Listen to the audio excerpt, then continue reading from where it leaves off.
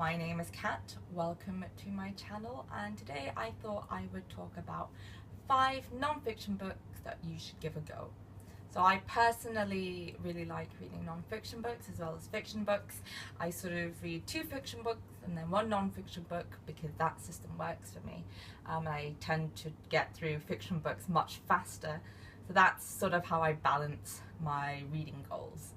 I don't actually have any of the books with me that I'm going to be talking about because I either borrowed them from the library or listened to them on audiobook, or I've just given them away to people, I think, as I moved. So yeah, but I thought I would talk about them anyway because they are very good books. So the first book I have on my list is A Short History of Everything by Bill Bryson.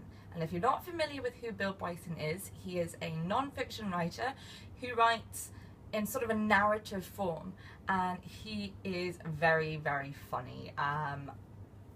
Word of caution, if you plan on reading this in public, you know, people might look at you because you've just laughed out loud. I've done that so many times with his books across various genres, but A Short History of Everything is exactly what it says. It's a short history of everything. He sort of goes from the creation of Earth all the way up to now and covers major things that happened, loosely. The next book I have on my list is Furiously Happy by Jenny Lawson. Jenny Lawson is a blogger known as the Bloggess, I think, and this is her book about how she copes with her various mental disorders that can really disrupt her life. But she is freaking hilarious. She is so funny. I actually listened to the audiobook of this, and this is one of the rare occasions where I will actually recommend the audiobook simply because the author is the one who reads it, and you glean so much just because of it. She puts emphasis in places that I maybe wouldn't have put emphasis on just while reading the book, and lots of emotion in it, and I don't know, it was a really, really good experience. The third book I have on this list is Gut. I actually do have this book. I have this book. Gut. I'm actually halfway through it, as you can see from the bookmark, but it is a non-fiction, obviously it's a non-fiction book, it is a book about the gut. Who'd have thought? And it is very well written, very funny, very accessible, and has lots of enthusiasm. Very quick read as well. I'm sort of going through it faster than I thought I would, so that's a plus. The fourth book I want to talk about is Toast by Nigel Slater. Now, I love 2 things in life. I love food and I love reading, amongst other things. So when they're put together, it is just glorious for me. If you don't know who Nigel Slater is, he is a celebrity food columnist. I think that's the best way I can put it. He writes for The Guardian, he writes for The Observer.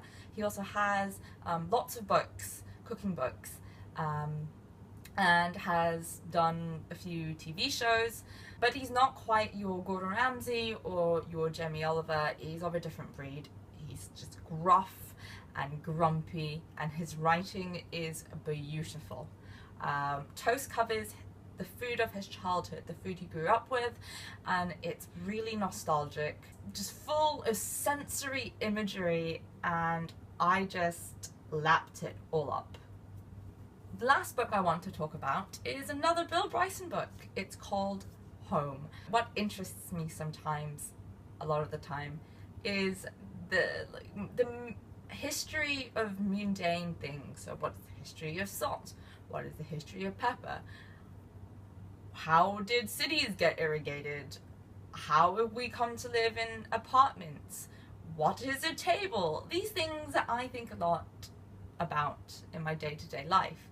And so Home was a perfect book for satisfying that curiosity. Bill Bryson covers the history of the home. He goes through each room of his own home and sort of talks about the various items in it. For example, when did we get hallways? When did kitchens start having knives and forks? and it does actually answer what the history of the table is. So it is very well written, and even though this book is, I think, 700 pages long, I finished it in 3 or 4 days. So yeah, do give that a go. So I hope you've enjoyed this video. I hope I've given you some inspiration for your next reads or for books to add to your to-read list, and I'll see you next time. Bye!